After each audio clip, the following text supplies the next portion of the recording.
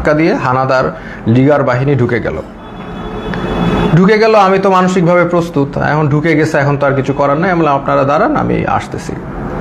এটা বলে আমি আমার ছোট বোনের মানে কাপড় নিয়ে আসতেছি। তো আমি আমার ছোট বোনের রুমে গিয়ে আমি ওর চুলটা টান দিলাম। ও রাগ করে উঠে বসলো, আমার দিকে তাকালো। তো আমি বললাম দে আর হিয়ার। তো ও বললো কে? পুলিশ। আমি বললাম you know what to do, তুমি জানো তোমার এখন কি করতে হবে, এই শেষ কথা। তারপর আমি একটা কাপড় নিয়ে আমি ওদের সাথে চলে গেলাম। ওরা আমার বাসার যে সিসি ক্যামেরা ওগুলো সব বন্ধ করে রেখেছে, কিন্তু লাকিলি একটা ক্যামেরা অন ছিল, ওরা বুঝে নাই সেটা, ওটাকে তারা ক্যাপচার হয়ে গেছে যে তারা এগুলো নিয়ে গেছে। প্রথম দিন রাতে তারা আরও কয়েকজনকে ধরার চেষ্টা করলো, পায়নি। আমাকে নিয়ে তার ডিবি অফিসে নিলেন। ওইখানে যে অবস্থা, মানে এটা ভয়ঙ্কর অবস্থা, মানে 80-100 জনের মতো লোক ছোট একটা স্পেসে, মানে কেউ বসলে কেউ শয়, কেউ শুইলে কেউ বসে, একসাথে সবাই শোয়ার স্পেস নাই। ওইখানে আরেকটা এশিয়ান ইউনিভার্সিটির একজন প্রফেসর ছিল, উনি মানে শোয়ারই চান্স পায়নি, উনি বসেই ছিলেন, কারণ স্পেস নাই, মানে এত একটা কনজাস্টেড এরিয়া, ফ্যান নাই। একটা রুমে কিছু এসি ঢুকে, আর বাকি সব রুমে হচ্ছে মানে একদম ফ্যান নাই, কিছু নাই, সব সময় লাইট থাকে, সব সময় সাউন্ড থাকে, আপনি ঘুমাতে পারবেন না। তো ওইখানে ঢুকে প্রথম দিন তো আমার খুব মানে অবস্থা ভালো না। আমার তেমনি আপনারা জানেন স্পাইনে প্রবলেম হওয়ার কারণে আমার এমনি সবসময় পেইনে থাকে, আমি নিউরোলজিক্যাল পেইনে থাকি। ফিজিওথেরাপি করলে কমে, আবার নাহলে বেড়ে যায়। সেই সিচুয়েশনে আমাকে এরকম একটা জায়গায় নিয়ে গেল যেখানে আমার কোনো বসার জায়গা নেই, সব পুরাটাই ফ্লোর, হার্ড ফ্লোর, তাও আবার মুভ করার তো কোনো স্কোপই নাই, শত মানুষ। তো এরকম জায়গায় প্রথম একদিন ছিলাম, ওই রাতে ছিলাম। তারপরের দিন ওরা আমাকে ডেকে নিয়ে গেল উপরে নিয়ে তারা আমাকে প্রশ্ন করলো যে আপনি ব্র্যাকে কয়জন শিবির আছে। আমি বললাম আমি তো শিবির করি না, আমি কীভাবে জানবো ব্র্যাকে শিবির কয়জন আছে বাকি। এরকম অনেক প্রশ্ন করলো বারবার। তারপর অ্যাট ওয়ান পয়েন্ট তাদের মধ্যে ওই হানাদার লিগার বাহিনীর একজন, উনি আর কি জিজ্ঞেস করলো, বলেন তো এই কোটা দিয়ে আপনি এত কথা বলেন, কোটার পদ্ধতি কি, বিসিএস এর সিলেকশন প্রসেসটা কি। তা আমি তো আসলে বলতে পারি নাই, কারণ হচ্ছে আমি মানে মেন্টালি তো ওই লেভেলেই নাই, তাই না, আমি একটা মানে ভয়ঙ্কর একটা অবস্থায় আছি, ওই লেভেলেই নাই। তো তারপরে ওরা কি করলো, ওরা এসে আমাকে মনে করেন আমাকে ধাক্কা দিল। আমার তো স্কেচ নিয়ে হাঁটতে হয়, আপনারা জানেন, একটা লাঠি নিয়ে হাঁটতে হয়। সে আমাকে ধাক্কা দিল, তারপর আমার মুখে হিট করা শুরু করলো।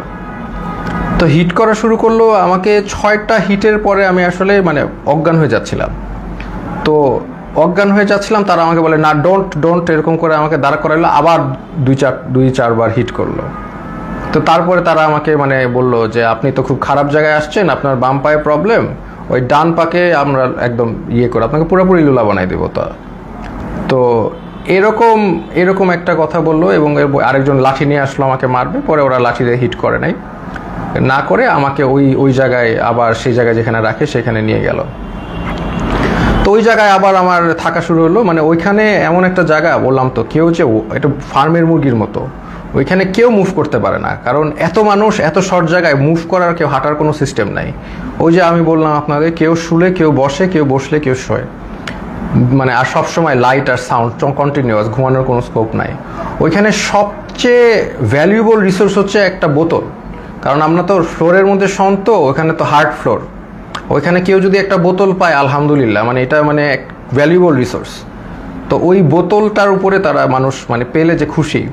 তা আমাকে অনেকে চিনেছে, ওইখানে চেনার কারণে দেখা যাচ্ছে 2 দিনের মধ্যে আমি একটা বোতল ম্যানেজ করলাম মাথায় দিয়ে শোয়ার জন্য ফ্লোরে, এই একটা অবস্থা। তো আরেকটা বিষয় হচ্ছে ওইখানে 80 জনের একটা টয়লেট, আর আমার তো এমনি যেহেতু হাই কমোড ইউজ করতে হয়, বিকজ আমার মানে স্পাইনে প্রবলেম আছে। তো ওইখানে লো কমোড, তাও আবার 80 জনের জন্য একটা, 100 জনের জন্য একটা। তো এত লোকের একটা কমোড তো বুঝতেই পারছেন কেউ ইউজ করতে পারে না ওইভাবে। সো আমি খাওয়া কমিয়ে দিলাম, because I have to go to the washroom, এটা তো যাওয়া যাবে না। আমি খুব কম খাওয়া শুরু করলাম যাতে টয়লেটে না যাওয়া লাগে। আর আরেকটা বিষয় হচ্ছে টয়লেটে ইউজ করে সাবানও তারা প্রোভাইড করে না কোনো রকম। সো এইরকম একটা কন্ডিশনে আমরা যাচ্ছি। আর এরপর থেকে আর কি আসলে জিনিসটা বুঝলাম যে বিষয়টা কি, আসলে বুঝার বিষয় ছিল, এখন আমি বুঝতে পারলাম। তো তারা প্রতিদিন ডাক দিবে, নাম কল করবে, ধরেন আপনার নাম হচ্ছে, ধরেন আমার নাম আসিফ মাহতাব, ধরে বলবে আসিফ মাহতাব, বাবার নাম শাহাবুর রহমান, এরকম বলে নিয়ে যাবে, নিয়ে চোখ বাঁধবে, মুখ বাঁধবে, তারপর তাদেরকে ঝুলায় টর্চার করতে থাকবে, বাড়ি দিতে থাকবে বিভিন্নভাবে টর্চার, লাঠি দিয়ে পিটাবে, পায়ের তলায় পিটাবে, হাড়ের বুন্দে মারবে, মানে মানুষের শরীর নীল অবস্থায় তারা ফিরে যায়, নীল সারা শরীর মারতে মারতে রক্ত জমাট বেঁধে নীল নীল অবস্থায় এক একজন লোক ফিরে জাস্ট। এবং তারা সাইকোলজিক্যালি একদম মানে অবভিয়াসলি নর্মাল না, কারণ তারা এখন নাম শুনলে, তাদের নামটা ডাক দিলে তারা ভরকায় ওঠে যে এখন মনে হয় তাদেরকে নিয়ে টর্চার করবে। তো এইরকম অবস্থা আমি দেখলাম বিষয়টা যে এরকম চলছে। তো এখন এরকম চলছে, আমি তো বুঝলাম যে হয়তোবা আমার সাথেও এরকম করবে, তারা তো বলেই দিছে আমাকে পাটা ভেঙে দিবে। তো এরকম একটা করবে এবং সবার সাথেই করছে। স্পেশালি জামাতের যারা আছে তাদেরকে, মানে জামাত যেহেতু বলে ফেলছে একবার, তাদেরকে মানে অমানবিকভাবে টর্চার করছে জামাত। আর নূর ভাইয়ের সাথেও ওখানে দেখা হলো, নূর ভাইরে বললাম কি অবস্থা, তো নূর বলল যে যে ভাই আমাকে তো অনেক মারছে, হাত দিয়ে দেখালো, হাত নীল হয়ে গেছে।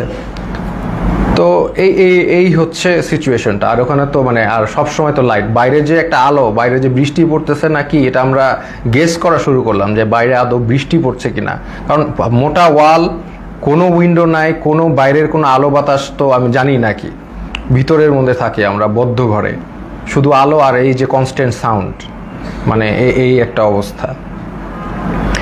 তো এরকম যাচ্ছে, এরকম একটা অবস্থা যাচ্ছে। তো এখন দেখলাম অনেকে ভেঙে পড়তেছে। তো আমি আর কি আমি আমার মতো করে ইন্সপিরেশন দেওয়ার চেষ্টা করলাম যে আপনারা এইভাবে টর্চার হচ্ছেন, আপনি কি মনে করেন না আল্লাহ আপনাকে এটার জন্য রিওয়ার্ড দিবেন? আজকে আপনারা তো জানেন নবী করিম সাল্লাল্লাহু আলাইহি সাল্লাম বলেছেন যে আপনি যদি এইভাবে নির্যাতিত হন আপনার গুনাহ মাফ হচ্ছে, আপনাদের গুনাহ মাফ হচ্ছে। আপনার যদি গুনাহ এইখানে থাকার কারণে গুনাহ মাফ হয়ে জান্নাতুল ফেরদৌসে যেতে পারেন, এটা আপনার জন্য ভালো, নাকি এইখানে ভালো থাকলেন তারপর জাহান্নামে গেলেন, এটা ভালো? তো এইভাবে আমি সবাইকে একটু ইন্সপায়ার করার চেষ্টা করলাম, মোটিভেশন দেওয়ার চেষ্টা করলাম। আর আমার নিজের তো হেলথ কন্ডিশন ডিটোরিয়েট করতেছে প্রোগ্রেসিভলি, আর ওয়াশরুমের ইস্যুটা তো ছিলই। তো এইরকম একটা অবস্থায় সবাইকে মানে মোটিভেট করছি আমি। আর আমার নিজেরও তো ওই যে ফার্স্টের দিন যেভাবে আমার মুখে ফেসে হিট করেছে, এই পরে তো আমার একটা দিন জ্বরই ছিল, আমি শুয়েছিলাম। তো এই হচ্ছে আমাদের মানে সিচুয়েশন। আমি ওখানে একদিন শুয়েছিলাম, তারপরেও আমি সবাইকে মোটিভেশন দেওয়ার চেষ্টা করি। একটা ছেলে আসলো, সেই ছেলেটা কাঁদতে কাঁদতে শেষ, স্যার আমি তো কিচ্ছু করি না, আমি জাস্ট ইলেকট্রিক্যাল কাজ করি, আমাকে ধরে নিয়ে আসছে স্যার, আর ধরে নিয়ে আমাকে টর্চার করতেছে, কাঁদতে কাঁদতে শেষ। আমি বললাম কাঁদতেছো কেন, মানে তুমি পুরুষ মানুষ না, are you not a man, তুমি কাঁদবা কেন, টর্চার করলে করবে। বলে স্যার আমাকে স্বীকার করতে বলে, আমি খুন করেছি, এই করেছি, আমি তো করি নাই স্যার। বলে করবা না, স্বীকার করবা না, তোমার পাটা যদি কেটেও ফেলে তারপরেও তুমি স্বীকার করবা না, কেন করবা? যেটা সত্যি সেটা বলবা, তুমি করবা না স্বীকার, আমাকে মেরে ফেলবে।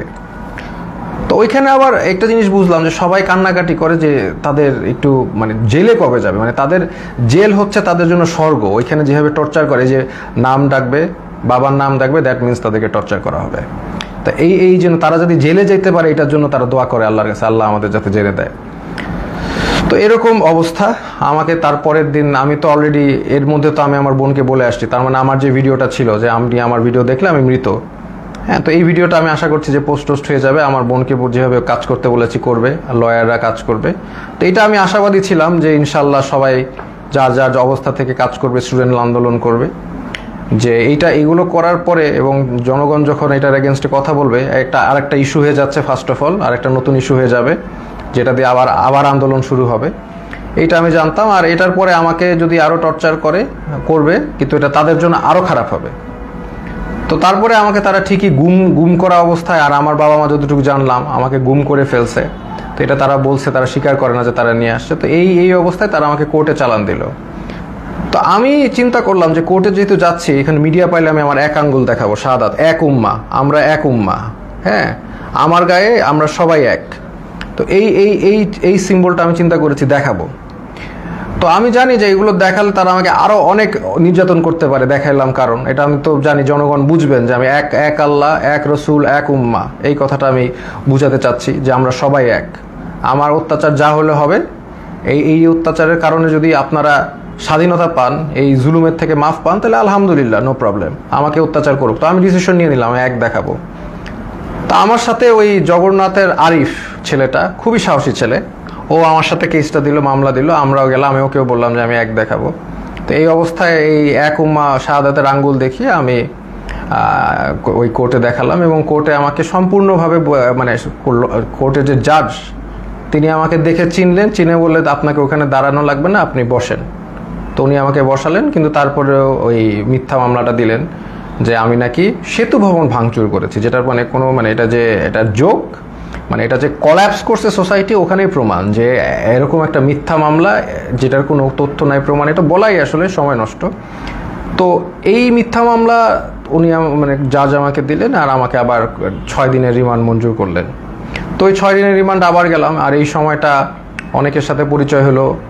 ওখানে বিএনপির অনেক নেতা ছিল, পার্থ ভাই ছিলেন, ওনার সাথে আমি বললাম যে পার্থ ভাই আপনার তো আর আমার মামলা এক, আমি তো আপনার সাথে আসি। তো উনি বলে যে আমি তো তোমাদের সাথে থাকতেই চাই না, আমি তো এখান থেকে বের হতে চাই, একটু মজা করলেন। তো এরপরে অনেক মানুষের সাথে পরিচয়। একজন আসলেন, ওনাকে মানে উনি হাঁটতেই পারতেছেন না, পাটা একদম প্রচুর মানে অবস্থা খারাপ করে পিটিয়েছে। ওনার অপরাধ ছিল উনি ছাত্রদের পানি খাইয়েছেন, উনি ছাত্রদের পানি দিয়েছেন, ছাত্ররা পানি খাইয়েছেন, এই জন্য তাকে অমানবিক টর্চার করলো।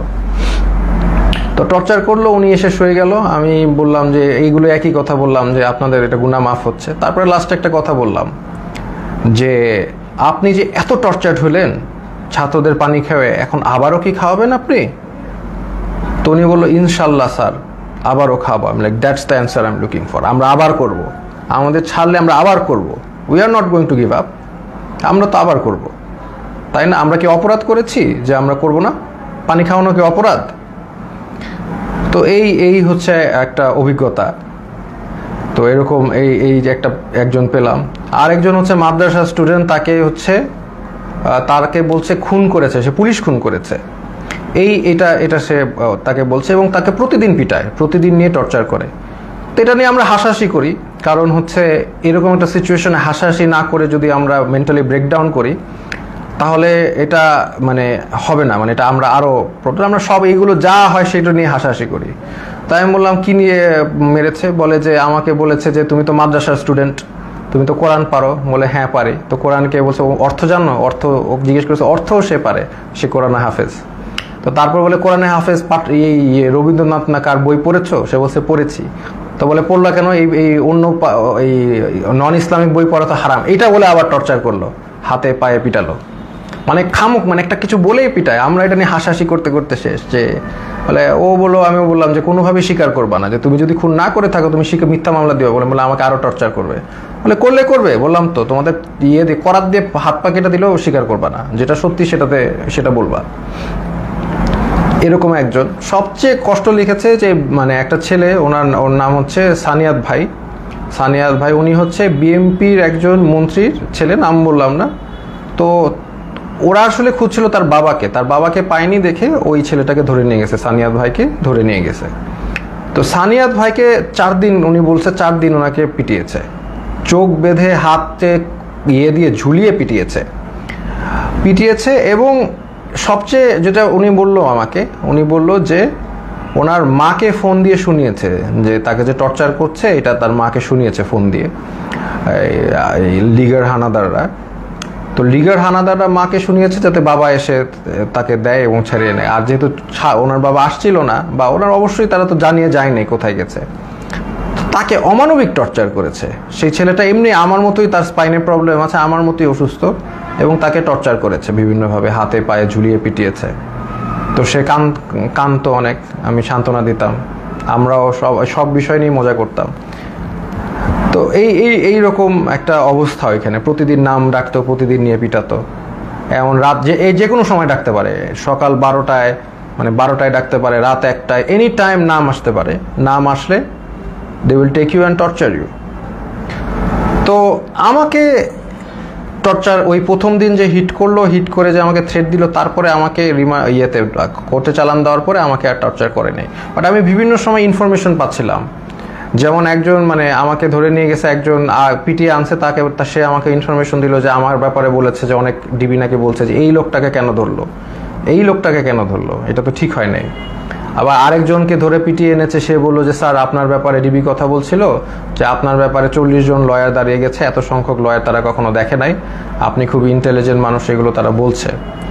দেখা যাচ্ছে তাদের আমার প্রতি একটা রেসপেক্ট ছিল। ওই একদিন হিট করার পর তারা আমাকে হিট করে নাই, বাট দ্যাট ডাজন্ট ফরগিভ তারা অন্য যাদেরকে এইভাবে টর্চার করেছে। ফার্স্ট অফ অল, একটা পুলিশ একটা ডিটেইনিকে কখনো হিট করতে পারে না, that is a crime, that is criminal, they committed crime against humanity, তাই না? এটা ইন্টারন্যাশনাল, আন্তর্জাতিক ট্রাইব্যুনালে তাদের বিচার হওয়া উচিত। তারা যেইভাবে মিথ্যা মামলা দিয়ে টর্চার করে মানুষকে, এটা তো কখনোই মানে ইটস নট অ্যাকসেপ্টেবল। তো এরকম দিন যায়, তখন হঠাৎ তাদের দেখলাম টোন একদম 180 চেঞ্জ হয়ে গেছে।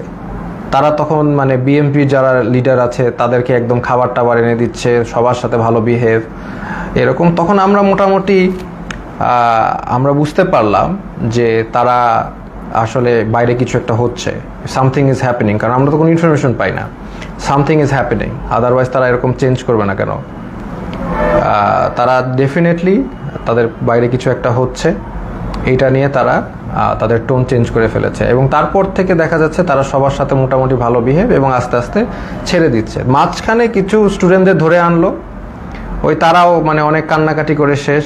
এবং একটা ছেলে ছিল যাকে আমার মনে পড়ে, খুবই স্মার্ট ছেলে, আমিনুল। তো আমিনুল হচ্ছে 14 বছর বয়স, ধরে নিয়ে আসছে। এবং অন্য যেগুলো ছেলে ছিল তারা একদম একদম ব্রেকডাউন করেছে মেন্টালি, বাট আমিনুল ছেলেটা ও হচ্ছে মোহাম্মদপুরে থাকে খুব সম্ভবত, খুব সাহসী, নারুটোর গেঞ্জি পরে হাইটে বেড়াচ্ছে। মানে ও হি ডাজেন্ট কেয়ার, এই ছেলেটা ডাজেন্ট কেয়ার যে ওর সাথে এখন কি টর্চার করা বা কোথায় আসছে। ও লাইক মানে চলে আসে আমাকে বলতে, স্যার আপনি কি ড্রাগন বল জি দেখেছেন? আমি বললাম হ্যাঁ হ্যাঁ ড্রাগন বল জি দেখছি। বলে আমি দেখতেছি, আমি ওই ডিমন স্লেয়ার দেখেছি, এই দেখেছি সেই দেখেছি। তো মানে একদম মানে হি ডাজেন্ট কেয়ার, সে দেশ স্বাধীন করতে নামছে, ও দেশ স্বাধীনই করবে। আমিনুল নামটা ছেলেটার, ওকে 14 বছর দেখে ওকেও ছেড়ে দিয়েছে। তো এইরকম আর কি ঘটনার বিষয়গুলো। তারপরে ওইটার পর থেকে আস্তে আস্তে অনেককে ছেড়ে দিয়েছে, এবার অনেকে ছাড়েনি, অনেকে তারপরেও টর্চার করেছে। তো এরকম আমরা এই অবস্থায় আমরা অনেক দিন পার করার পরে তারপরে আমাকে একদিন ডাকলো, ওরা ডেকে হঠাৎ করে আমাকে দেখলাম যে বসালো, যে স্যার আপনি ভাই কি অবস্থা, আমরা তো জব করি। মানে যেই লোকটা আমাকে হিট করেছে এবং তারাই, যেই টিমটা আমাকে, তারাই আমাকে ডেকে দেখি কি মানে জামাই আদর সোজা কথা করছে। তো তখন আমি বুঝতে পারতেছি না যে কি হচ্ছে। এখন হয়তো বা বুঝলাম যে সিচুয়েশন বাইরে পরিবর্তন হয়েছে, দেখি তারা আমাকে ভালোভাবে ট্রিট করছে। চা খাওয়ালো, বিস্কিট খাওয়ালো, ভালো ভালো বিস্কিট খাওয়ালো, মানে আপনি সোফায় বসেন, কমফোর্টেবলি বসেন, মানে এত রেসপেক্ট এরকম করছে। কেন আমি তো শিওর ছিলাম, আমি তো মনে করছি ট্র্যাপ। আমাকে খালি বলে যে এখন বাসা তো পুড়ে যাচ্ছে, এখন আমাদের কি করা উচিত, শেখ হাসিনার কি করা উচিত। এখন আপনারা তো অনেক টিচারও তো, আপনারা তো অনেকে ছাত্রদেরকে উস্কে দিয়েছেন, এই সেই, মানে আমাদের তো এখন আগুন ধরছে বাসায়, আমাদের তো আগুন নিভানো উচিত। মানে আমি যেটা বুঝলাম উনি চাচ্ছিল যে আমি আসলে ছাত্রদেরকে ঠান্ডা করার জন্য কোনো বক্তব্য দেই। তা আমি এভাবে কোনোভাবে রাজি হই নাই, আমি তো হব না।